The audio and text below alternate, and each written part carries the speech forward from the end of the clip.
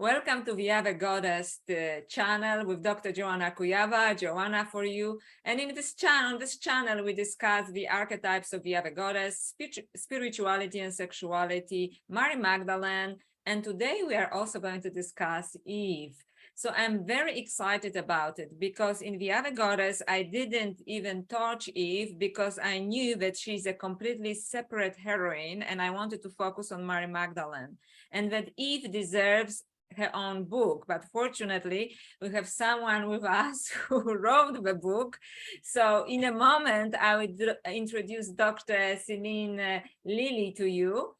But I would just like to say that in one of the citations for my book, I used a quote from Roger Housden, who says, "I trust them because they have tasted the fruit." And they meant the fruit of the spirit, but I meant the fruit of knowledge, the forbidden fruit. And I always knew I wanted the fruit. And I think as we look into the what I would call real story of Eve, I think we are all know this feeling that when we read the biblical story, it just doesn't make sense about Eve. I mean, and when I was reading the story, I felt Eve is not bad. She is not the villain here. She was framed. Serpent actually seemed quite wise to me, because I'm a little bit of a rebel. So I thought like, yeah, go for it. I want that forbidden fruit. I want the fruit of knowledge. I, devoted my whole life to this, right? I want that fruit of knowledge.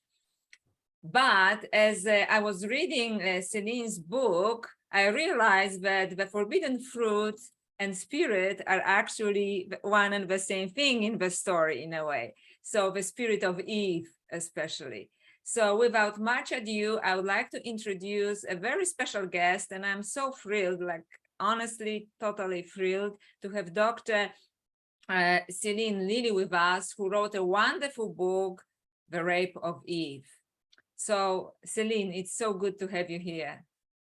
Thank you so much for having me, Joanna. It's such an honor to be with you all today, tonight, this evening, this morning, whatever time it is, wherever you are. Thank you so much. So Celine, before we go into your fantastic scholarship, because I don't want to undermine it, so it's a fantastic scholarship, because Celine, and I just am now nervous and I'm going to say something wrong. She actually the Rape of book is based on her analysis of 3 Gnostic works found in Nag Hammadi in 1945. For some of our listeners that may not be familiar with this, there are the discoveries from 1945 where also Gnostic Gospels were found, and I talk about them on our channel. So she will basically base her book on 3 Gnostic documents from Nag Hammadi on the origin of the world, the reality of the rulers, which is very interesting in our times, and the secret revelation of John. So the Rape of Eve, dearest friends. So Celine, before we go into your fantastic scholarship, I would like to ask you a more personal question about your spiritual journey. How have you even arrived at, the writing of this book? And I know that you wrote something else after that. So tell us something about your spiritual journey and how it led to the book and to Eve and, the forbidden truth and forbidden knowledge and the forbidden fruit. So this is a winding story, and let me see if I can tell it as succinctly as possible. So I grew up in, I live in the United States. I grew up in a fairly progressive Christian household, although many of my extended family were fundamentalist evangelicals. So lots of different varieties of Christianity growing up. And when I was in high school, my family moved to North Carolina, and there was, so this is the Southern United States, definitely even more the Bible Belt then than it is now. And the Christianity that I encountered was vastly different than what I grew up with. And so I really left the church for quite a long time. I explored all kinds of indigenous traditions, goddess traditions. I ended up working at a women's book and gift store when I was in my late teens, early 20s, and just really was kind of doing really doing kind of the typical, maybe late teenage, early 20s spiritual seeker thing in the 90s. And I found myself, I had done a couple of years of school. It really wasn't what I didn't love what I was doing, and found myself in Boulder, Colorado. And while I was here, decided I wanted to go back to school and connected with Naropa University here, and finished up a degree in contemplative psychology there, and really thought that I was going to take to become a Buddhist and take refuge vows. And when I was in school, September 11th happened. And there was this unbelievable rhetoric around the axis of evil.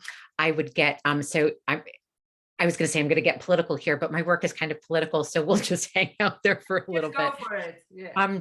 But listening to President Bush's at the time speeches and feeling myself like triggered and activated, and realizing that he was quoting the Bible and wasn't talking about it, that there were old hymns that would show up in his speeches and he wasn't talking about it.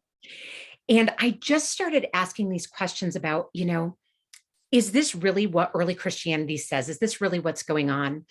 And at the same time, reading the Dalai Lama and Thich Nhat Hanh, the Vietnamese monk who just passed away, Thich Nhat Hanh, who both kind of said, karmically, you've grown up and you were born into these Western traditions. What would happen? What you love about Buddhism is actually there. What might happen if you mined them for their gems? And there was something about this at this point in my life that just hit me really, really deeply. And so I decided to start applying to seminary so that I could learn something about what was happening in the Christian tradition, what it said. During this time period, I also worked at a large independent bookstore in Boulder, and would find myself pretending to shelve books in the Christianity section because I didn't want people to know that I was actually exploring Christianity. Yeah. And came across the Gospel of Thomas there, and the Gospel of Mary, and thought, you know what? If this is what part of early Christianity is about, maybe I can get on board with this. So I ended up at Union Theological Seminary in New York City. One of the funny coincidences around this is right before I was deciding where to go, I was reading a Tom Robbins novel, Villa Incognita. And in the story, one of the characters goes to Naropa and the other one goes to Union Theological Seminary. And I thought, this is totally great. This is where I'm supposed to be. And thought that I was really going to leave this interest in these extra canonical texts behind. And it turned out that my New Testament professor, Hal Tausig there, was very interested in Nag Hammadi and started teaching these texts in my Intro to New Testament class. And very quickly, I took a class, I guess my second year with him, called Loosening Canon, where we actually looked at canonical and extra canonical texts alongside one another to look at this range of literature that comes out of early Christianity. And I thought, this is it. If I can do this, if I can study this, this is what I want to do. And I had thought I was going to be a pastor and ended up applying to PhD programs. And really, I feel like, this is definitely one thread about finding, like you, I actually wrote my master's thesis on the Gospel of Mary. So I'm also a big Mary Magdalene fan. But figuring out these women that have been slandered throughout Christian history, and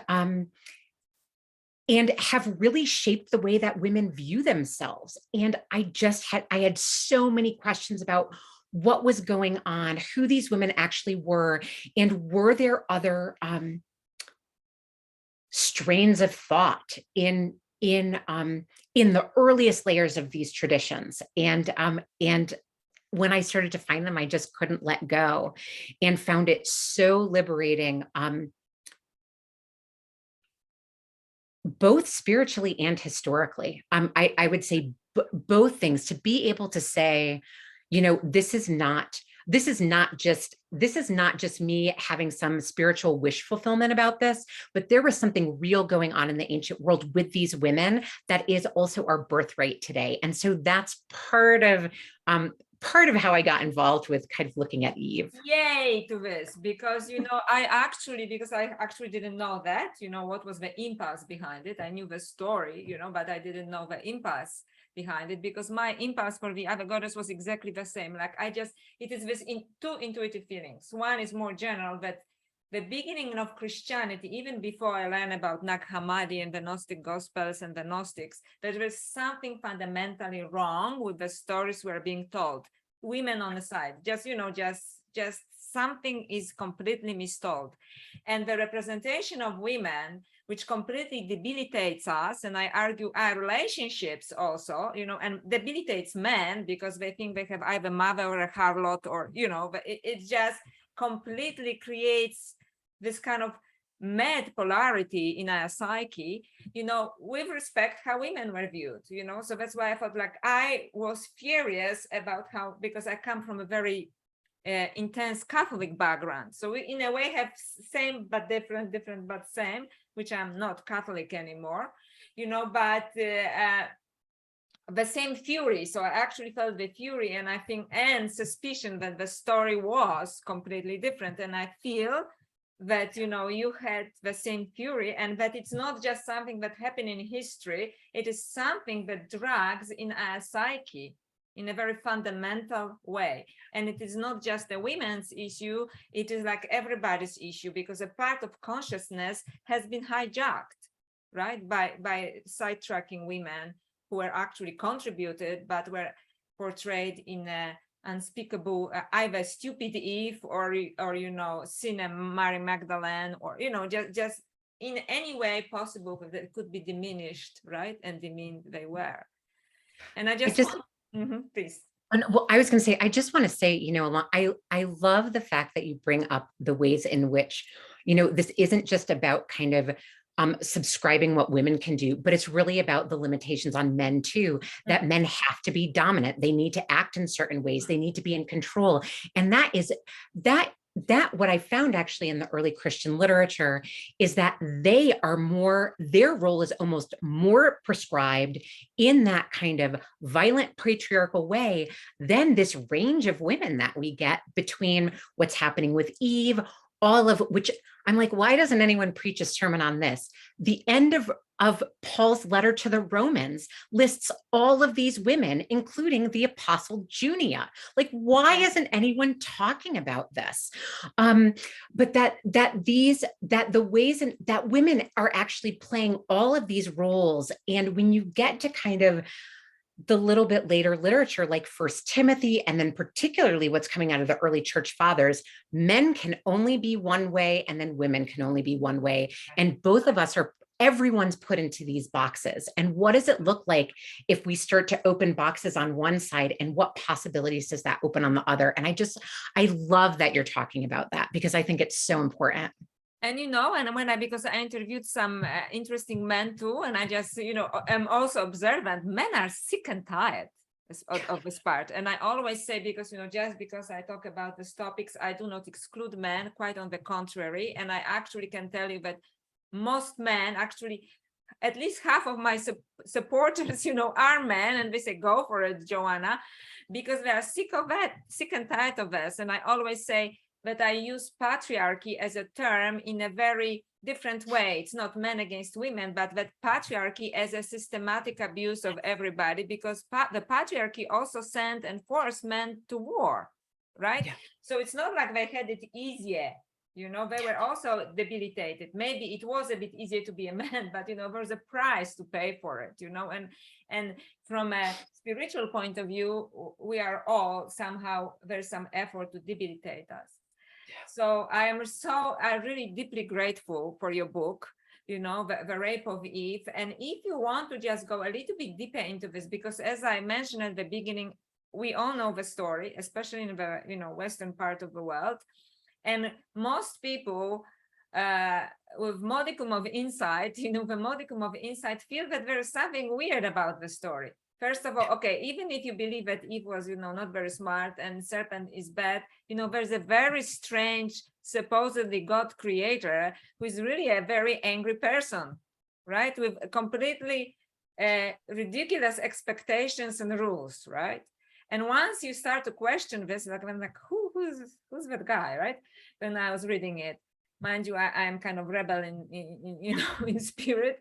And then I thought, well, if he is unreliable, then maybe the rest of the stories are unreliable, such as the serpent was evil, and then the Eve was not at the very least naive, right? So please tell us about these three Gnostic sources that you looked into and how they, you know, speak about Eve and the whole story together with Adam and so on. So I think one of the things that I just to talk about the Hebrew text really quickly that I find really interesting is that when you get into the Hebrew itself, the story acts very, very differently than how it's been traditioned to us as Christians. And it's one of, oh, and it's terrible that I can't remember his name right now. It's an article that I assigned in one of my classes. But there is a scholar who really thinks that when Eve started to get the worst rap is when she started to be read alongside Pandora. And as woman being created as a punishment against Prometheus giving human beings fire.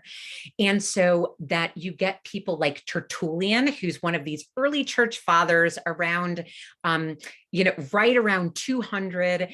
And, he's talking about Eve being the devil's gateway and all of these pieces that then start getting read into the text. And that if you go back to the Hebrew text, it's not quite there as much. But we start to get these things kind of traditioned in, even in the New Testament with like First Timothy, where, women be silent, don't teach anyone. The only way that you will be saved is through childbearing, because that's what Eve basically did to you. And it seems that there were these other, I don't even know if I want to call them, are they Christians at this point? Who's writing these texts? I think this is still something that needs more research, but people who are using these stories, the Jesus stories, Greek and Roman mythology, to kind of reimagine what they think is going on with Eve, and clearly not agreeing with these patriarchal, and I'm going to use it in the way that you do, that it's a system, that not agreeing with these patriarchal systems and really looking at the violence that's going on against men and women in the world, and take this wonderful story from the Hebrew scriptures and recast it. So I think I did pull this up because sometimes I find it's more succinct if I do this. I have this little kind of composite of the three stories, and I might just read it a minute. So do a little bit of storytelling so that it's really clear and we get these pieces in, and then we can kind of think about this a little further together. And just to say, so again, this is a composite of these three stories, but everything that I'm saying is actually in one of these three texts. So none of this is made up. None of it comes from me. It's all in these kind of ancient texts. So I also do like to let people know there's some pretty gruesome sexual violence in the middle of this. So just to be mindful about, what your capacity is as you're listening to this. So just so that people know what this is about. So the story begins kind of in the divine realm, and this divine realm existed in perfect perfection. It was a realm of mutuality, of concord, and a realm of harmony. And then something happened. A rupture occurred, and from this rupture, the world we know was born. In charge of this world was the chief ruler. And this ruler thought he was God. In fact, he declared to all of his minions, those in his government, so to speak, I am God and no other exists besides me. His words reverberated throughout the cosmos, and a voice came from the divine realm disrupting him, saying, "You are wrong, Samael," which is one of the chief ruler's names. The chief ruler and his minions were both shaken by and jealous of this voice, of this power they could not control, a power which both usurped and demoted them. They decided that they needed to entrap this power, to control it. So they decided to create a human to seduce it. And they created Adam. And they huffed and they puffed, but they could not enliven him. So Adam remained still on the ground. The divine realm saw the ruler's helpless Adam, and Wisdom Sophia decided to send down her daughter Life to help him, so that they together could overcome the rulers of the world. First, these divine women sent their breath to Adam, and with their breath, he was given a soul, but still he could not stand. So Life, also called Eve, seeing Adam on the ground, said to him, Adam, live, arise from the ground. And Eve's word became a work, and Adam rose and opened his eyes. When he saw Eve, he said to her, you will be called mother of the living, for you have given me life. The rulers saw Eve talking to Adam and became jealous of her power. They made a plan saying, let us grab her and rape her so she can no longer return to the divine realm. The children she bears will then be subject to us. But let's not tell Adam, for he isn't like us. Let's stupefy and teach him in his stupor that she came from his rib, so that the woman may be subject to him and he may be lord over her. But Eve in her divinity knew their plot and laughed at the rulers. Eve stupefied them, and she entered into and became the tree of knowledge, leaving her likeness like a shadow behind. Thinking this shadow was the true Eve, the rulers acted cruelly. They entered her and possessed her and raped her. They were wicked. They defiled her in abominable ways, and they defiled the seal of her voice, which had declared they were not gods. This was the beginning of marital intercourse. But the rulers erred. They did not understand they had defiled their own body. The rulers then placed Adam and Eve in paradise. The rulers told them that they could eat of any tree in the garden, but if they ate from the tree of knowledge, they would die. Then the wisest of creatures, the serpent, a creature of the divine realm, came to Eve and said, did they tell you not to eat from the tree of knowledge? Eve replied, he not only said, do not eat from it, but do not touch it or you will die. The serpent said to Eve, do not be afraid. In death, you all will not die, but when you eat, your minds will become sober and you will know the difference that exists between evil humans and good. He said this to you in jealousy so you wouldn't eat from it. Eve had confidence in these words, so she took some fruit from the tree, into which the divine Eve went and became. And she gave some fruit to Adam, and he ate it too. Their minds opened. When they ate, the light of knowledge enlightened them. When they became sober, they recognized each other and loved each other and knew that the rulers were like beasts and loathed them. And through their love and partnership, Eve birthed children who would become the saviors of humanity, delivering the people from the subjugation of the worldly rulers. Wow, that's a fantastic story, isn't it? So thank you for putting it together, because, you know, reading it from 3 different Gnostic sources, and we know how encoded sometimes they can, you know, it would be difficult to get the whole narrative. So thank you so much for putting it together. So can you unwrap it now, go maybe in more stages, you know? So what is the tree of wisdom then? What is the tree of knowledge? So, you know, I think this is a really interesting question. And I don't know if I have, I don't know totally what my answer is. And I think it changes day by day as I grow with the story. But one of the things that I've been thinking about recently is that, all of these figures, so Eve, the serpent, emanate from this figure of wisdom. Yes. And there's something here to me about this connection between knowledge needing wisdom. And part of it is really about right relationship with one another. And I always actually think about Starhawk's work and her idea of power with instead of power over.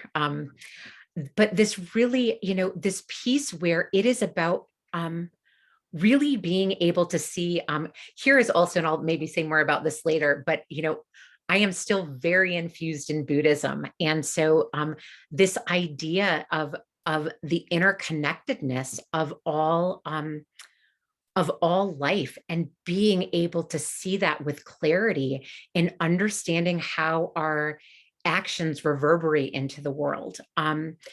So I mean, I think there's so many possibilities that I really don't want to foreclose them. But there is this real piece about both having this clarity of vision, this wisdom, this understanding how the world works, and this piece, I think, of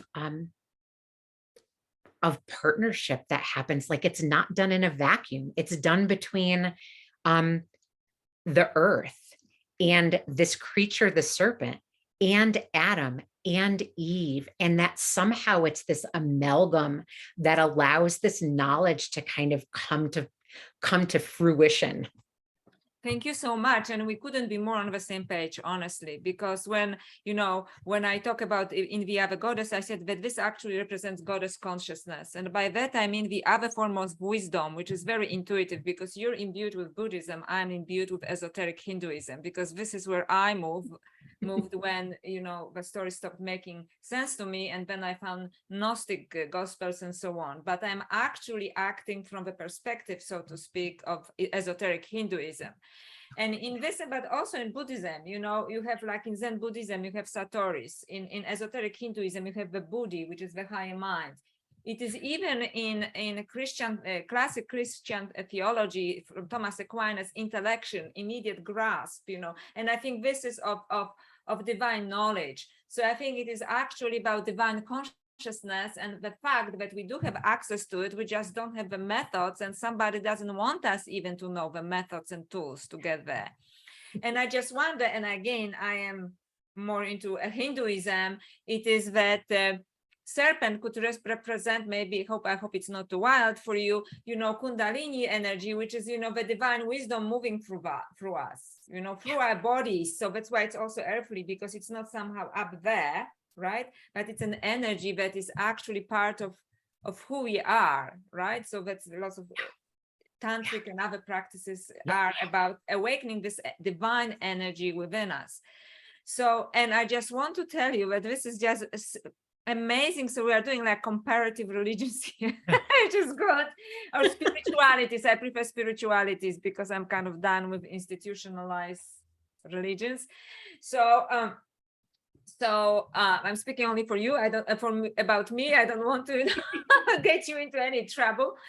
So there is this tantric work, Mahatmya Devi, which actually talks, and actually many esoteric tantric works, and not only tantric, but any form of esoteric Hinduism that has the similar story about Adam and Eve, except they call them Shiva and Shakti. So Shiva is basically a corpse until enlivened by Shakti, by the feminine principle, right? So this is the same story. And I think I totally agree that this is about connection between knowledge, which is very technological, rational mind, which is the animus of our mind, so to speak, in Jungian terms. And we completely suppressed, for whatever reasons, we'll point fingers maybe later, but it's best to point finger at yourself, right? Because this it gives us, empowers us, right? Take responsibility. for this other form of knowledge, which is actually deeper intuitive wisdom, which has immediate access to, for the lack of better term, divine consciousness, right? Which is both transcendent and immanent, right? It's both also in us. And I think that now more than ever, we have to access this wisdom, right? Because I think we are doing okay with technology, but we, are going too much in this direction. And we really need technology without wisdom, without heart. It is dangerous, right? And this is where we are going. So this was, thank you. That was just so fantastic. Sorry, I couldn't help myself. So No, let's look at the similarities. No, it's totally awesome. And, it's one of the things that I've been thinking about a lot lately too, is that, so, in Tibetan Buddhism, we talk a lot about absolute wisdom and relative wisdom, and that really what it is it's the coming together of the two beyond dualisms. And I do think, as I listen to you talk, I do think that there's a huge piece in this text about, like, where are these connections? How do we experience these unions? And I think, one of the interesting things to me about Christianity, and I think, and I don't know a lot about it, but I think that Judaism has it more in Kabbalah, but Christianity somehow has missed out on these kind of technologies of the self, where there are paths that you can kind of go step by step through these processes. And I do wonder a lot if they are in texts like this. I think about, and this is a lot really based on the work of Karen King, who wrote a book on the secret revelation of John, or Apocryphon of John.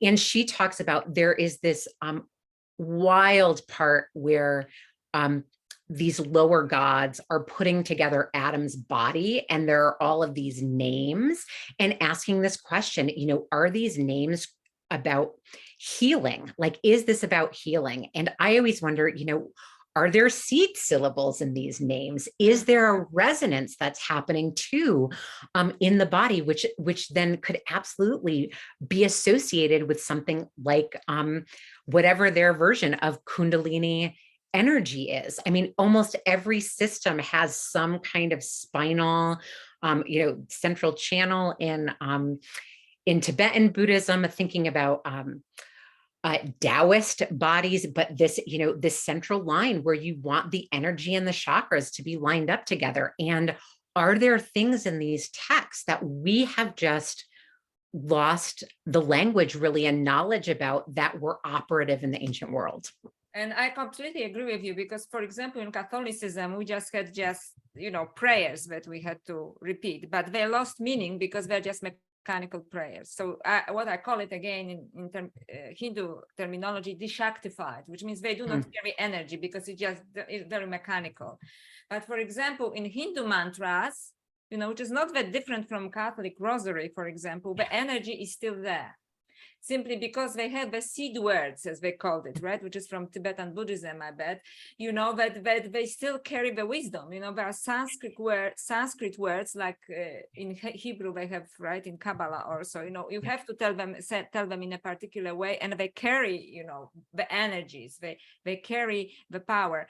And somehow, I don't know, in Christianity, it was in the, should I say, canonical, institutionalized Christianity, it was either forgotten or, repressed on purpose, because later we can talk about the Roman Empire, and it was basically appropriated, right, for the sake of state religion, which it still continues to be, especially in the United States, may I say. So, so this is absolutely true. But what's his name? Tobias Churton in the Gnostic Mysteries of Sex. He talks about Gnostic groups that actually use something like, they talk about serpent energy in our bodies, that through sexual practices you can awaken, except that I believe he because I had a conversation with him, and other scholars believe that it was, just was crossed over from India through Persia to the Holy Land. But I have a theory. I wonder, what if you have a theory? It is that actually it is within our human consciousness. We know we have it. So different cultures could also develop it independently, so to speak. It's not only that everything came from India. Just because it is missing in Christianity, it is because it was suppressed, but it was there. Were Paratics and I think and Nasines who were using actually tantric, believed in Kundalini energy. They just called it a serpent and energy, which is one and the same thing. Yeah, I think this is one of the ways in which, sorry, I'm pausing and I'm just going to say what I think about this, that I do think that this is one of the ways in which, like the anti-Semitism of Christianity has really come down to us today. And like, why don't we think that these could have been esoteric Jewish practices? I mean, we know that stuff was going on, like the ascetics at the Dead Sea. We know from someone like Philo, oh my goodness, the Therapeutae, with the Therapeutae community. Yeah, so the Therapeutae in Egypt. And I'm like, why don't we think, why do we think that this can only come from one place? And to me, so then this is, I'll put on my scholar hat for a minute, but like, it's this way. And then which I feel like we want it to be a particular kind of esoteric that's orientalizing, and that like, what would happen if we actually thought, wait a second, this can come from these traditions too? And how might that actually bring different kinds of life and different kinds of conversation to the table as we think about both the complexities of doing this type of cross-cultural work, and this piece which I think you're getting at too, is that I really believe is our human birthright to be able to experience this no matter where we are. I completely agree. And I think it's a matter of human consciousness, and the inner knowledge rather than everything coming from India, right? Not to discard anything, because everything actually comes from India, but I started to see that these things are actually happening here and there in Western culture too, except that they were suppressed or repressed or forgotten, right? But I agree with you on this, that it was definitely there, because there were traditions within Western tradition that look into it, different hermeneutic traditions and so on. So, but I don't know why it was forgotten. But I wanted to go somewhere, now I forgot where, because I got too excited about the topic. But that's true, I do believe that it's not that I know where I wanted to go now. It is, I think, when we talk about the rape of Eve, what I believe also, when I was reading your book, that is also rape, and generally when I think about early Christianity, that it was the rape of Jesus's teachings, that it was the rape of early Christianity as well, right? Because it was like diminishing it in some way, putting it into a square box, so it fits a particular institutionalized version of what religion or spiritual belief has to be. And then, to make it more available and more like imperial, so to speak, everything that was worth learning from this was lost.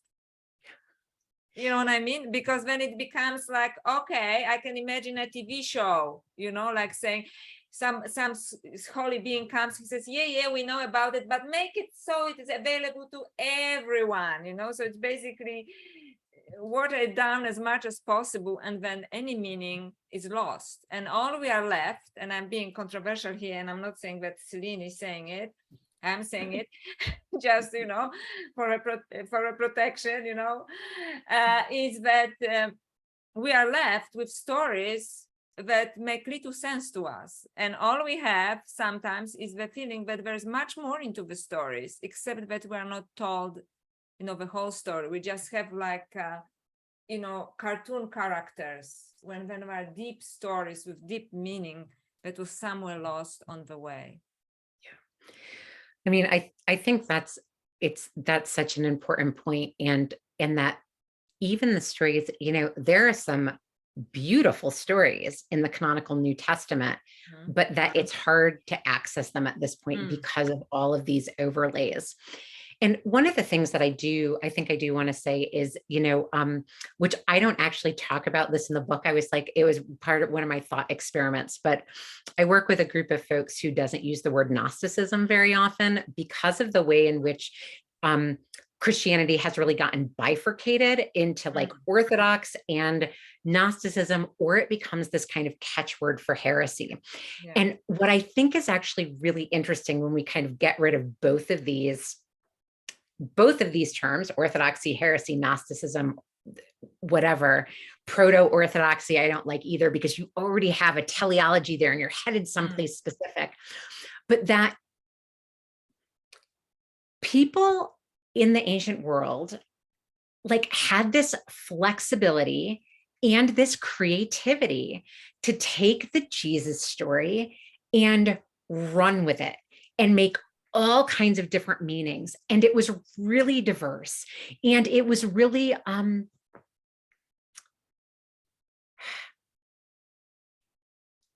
I think I just want to use the word creative again, that, they looked at their spiritual lives, at the lives of the world, at what was happening in the world around them. In a lot of cases, in terms of the Roman Empire, there was a lot of violence. There was a lot of it was not an easy place to be. And really use the Jesus story as this possibility of making meaning in a difficult world, and trying to find spaces to be with one another that were operative, I think, outside of these hierarchies. And what you see kind of as the texts move along, as we get to kind of later texts, is that these hierarchies really start to come back into play. And I think some of this is an infatuation with Roman power and the way that it's based on these patriarchal systems. And I also wonder at times if, because of some of the early persecutions, and we don't think they were as widespread as kind of initially scholars in the mid 20th century thought, but nevertheless, there was this threat of violence that's going on all the time.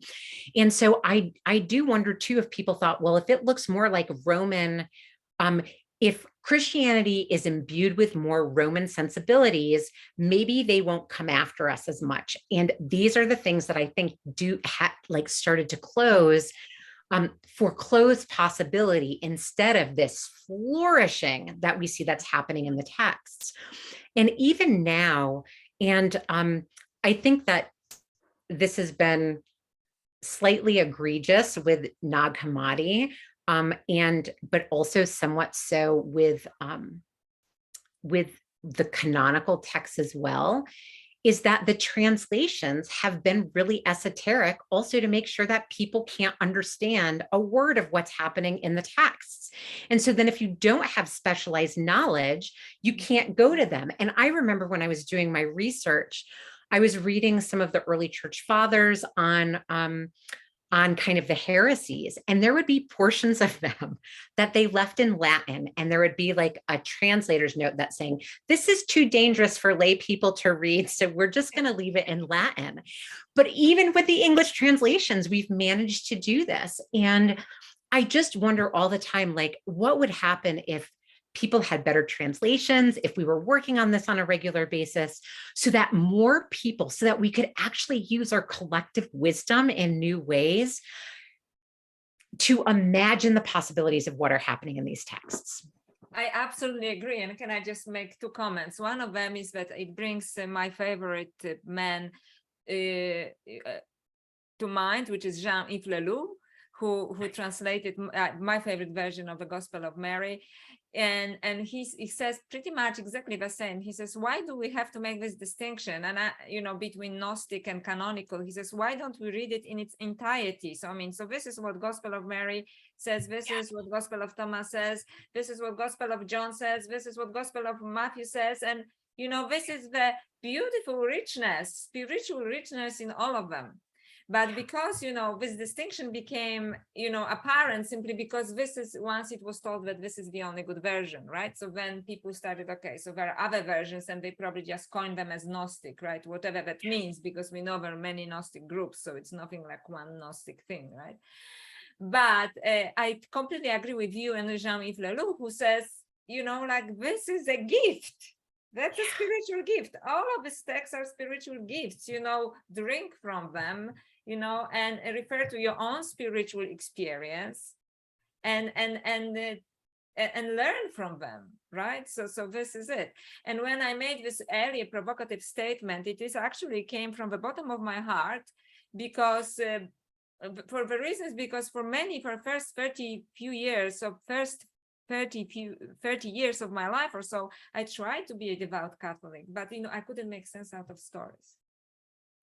You know what I mean? So then I thought, okay, I was hungry spiritually, so I started to look to places which actually gave me technologies of spirit, right? But I started to have spiritual experiences, and I could then, how to relate to them and so on, rather than what felt to me then, because I don't want to sound completely ungrateful, as dogma, because it's not like I was just rebellious. I became rebellious spiritually, let's to say, when I couldn't find answers.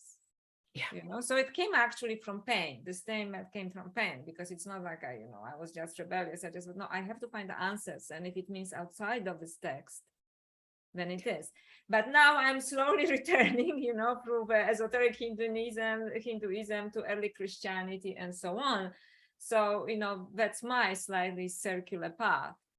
But you are absolutely right. The wisdom is in all of the sources, and but we have to honor all of them. Because sometimes I don't remember whom I talked to recently or listened to someone, to some British, I think Anglican scholar, I forgot his name, on Ian by Gnostic Radio, and he said that sometimes people who get interested in Gnosticism, they get completely to the other side. Everything is evil here and everything is good there, when it is really about variety. What is it? It is so diverse, and so it should be, because spiritual experience is so diverse, right?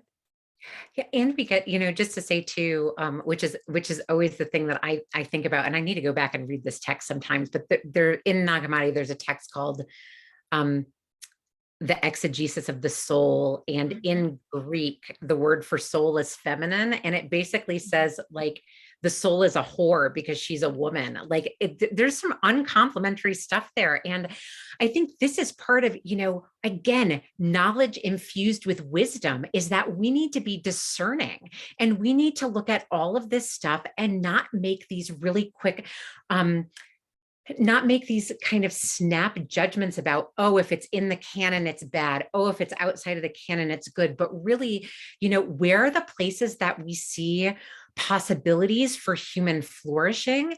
And where are the places that really seem to be dealing in violence? And I'm going to say death, but I want to be careful about that because of our allergy to death in the modern world. And life and death are two, but these things that kind of weaponize, that weaponized text, maybe is how I'll say that, instead, against people that serve to separate and divide. And we need to use our own discerning wisdom to look at these texts and see what's there, and not just make assumptions with anything about what's happening within them. That's right. So read it with exactly this divine consciousness, connect to this, what it actually symbolizes, rather than, yeah, absolutely. I absolutely agree with this, but it requires, and again, I'm going back to what I learned from Hinduism, discernment, so in Hinduism, there is no sin, there is a lack of discernment. And I think this is what we really need when we look at the canonical Bible, is to discern, what is there, and you can, flourish spiritually from this too, right? It is just the discernment. So rather than, ignorance or taking something, as it is taught to you, right?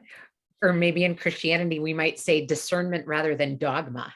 Yeah, that's right. Discernment rather than dogma, especially from Christianity. I came, and perhaps even you, right, in a different edition of that. But I would like, before we part, I would like to also cover the topic of Adam, because there is a kind of positive ending to this, rather violent story about Eve being raped by the false rulers of the world, or people who are demons or archons, the false gods who call themselves gods. So what happened to Eve and Adam at the end? So I think for me, this is actually one of the most beautiful parts of the story, is that not only does Eve eat the fruit, but she gives it to Adam. And there is this piece that somehow about, and if we think about contemporary trauma theory too, that what happens in trauma is that we split, and then the process of, how might reintegration happen, and that it can't happen, that reintegration can't happen alone. And here, part of it is with the snake, and part of it is with her partner, Adam. And that's actually, the text calls him a partner. And I absolutely love that. That here is, you want to talk about like what allyship might look like? Like, you know what, I'm going to eat your fruit too, so that I can see in the same different way that you see, and that the different ways that we see together are going to somehow allow us to do something different, that we need both of our perspectives. Both of us need to take this in, and somehow we need both of us to be able to see what's happening in partnership, so that we can move beyond these structures that have been imposed by the world around us. And as you can tell, I think it's so exciting to think about this way, rather than like, oh, y'all are going to be condemned to sin for the rest of your lives and all humanity afterwards. It's like, no, it's this possibility of what might it be if we join in union, and how might we see differently if we can actually take in each other's pain and suffering and joy and sight and wisdom and knowledge, all as like a package, and what might be possible out of that. Yeah, and fly with it, and fly with it, right? And also, the bottom line also, we need both masculine and feminine. So when I talk about the feminine, I always repeat at the end nearly of every show that I'm not talking about the feminine because I think it is more important or it should replace the masculine, but we have to bring the feminine to the surface so it can join with the masculine, right? Because we cannot leave this other part of our psyche in complete darkness. And the same reason why I started to talk about sexuality, not because I want to be outrageous, but it has to be brought into light. We have to integrate it, and in a way that makes sense to us, right? Not in a way that it is portrayed on media, right? So this is what I mean. We have to bring up all of these things to surface and cherish them and treat them with discernment. Right? Like Joanna, I just, love. As you're talking about this, one of the most interesting things about this text to me is that kind of some of the first generation, and I just always want to say I'm super grateful for these folks. If they hadn't done what they had done, this generation of interpreters, I never would have been able to see or do what I'm doing today. So I just want to acknowledge that before I kind of give my little critique of this. But they basically read these stories and was like, they're the same as the story in the Hebrew Bible. Eve is the one who brings sexual sin into the world. And I'm like, whoa, this is so not what's happening in this text. Like, it's talking about like real violence in the real world, but it's also talking about the sexual union of Adam and Eve as this beautiful piece of enlightenment through eating the fruit. And so there is, it's this kind of double entendre of knowledge. And what does it mean to know? As we use it in English too, to have, intimate knowledge of someone. And they used it that way in the ancient world too. And so to just think about what that means, and that it's such a different path from so often how sexuality and sin are just one and the same in the Christian tradition. Yeah, and it's so boring, and and not true. So fantastic. So once again, I would just like to, as I said, that's why I put this quote from Roger Housden. I trust them because they have tasted the fruit. And I think it is just so pregnant with meaning. And again, we can interpret it any way we want. But for me, sexuality and also, the wisdom, the knowledge, and the union of the masculine and feminine and that this other part of consciousness that is feminine but exists in both man and man, as you know, in Jungian terms, as animus and anima, we have to bring it back together and, you know, and cherish all of us before we can move on spiritually. And I think we are here to experience life and spiritual evolution. Thank you so much, Celine. It was just such a total pleasure. I think it is my favorite interview of all my interviews, you know, and I don't want to, like, you know, discourage anyone, but it was fantastic. It was a huge joy for me. How can the viewers connect with you? Because of course they can find your book, The Rape of Eve, but you also teach different courses, no? I do. I actually do teach some different courses. I teach those classes are sometimes hard to get to. One of the best places actually to find me is with the Westar Institute, which does historical Jesus work. But I can also, you know, I'm happy to give my email address to you that you can post, so that if people have questions or want to contact me directly, or I probably shouldn't say this, but, you know, or if they want to take a look at the book and it might be out of their price range, you know, I'm happy to help people out with PDFs maybe. Thank you so much, because we were just speaking before the show that because Celine wrote a beautiful academic work, unfortunately, academic books are priced by the publishers who, you know, just want the universities to buy it for their libraries, and pretty much only universities, you know, can buy it for this price. So that's wonderful. But also, please, just right after the show, if you could send me the link to how the you know, the institute that you mentioned. I'm sorry, because I forgot the name of it, so I can put the link in the description. So once again, Celine, thank you so much. And the book we're talking about is The Rape of Eve. And until next time, thank you so much. Thank you, Celine. Thanks, Joanna. Thank you. Bye-bye.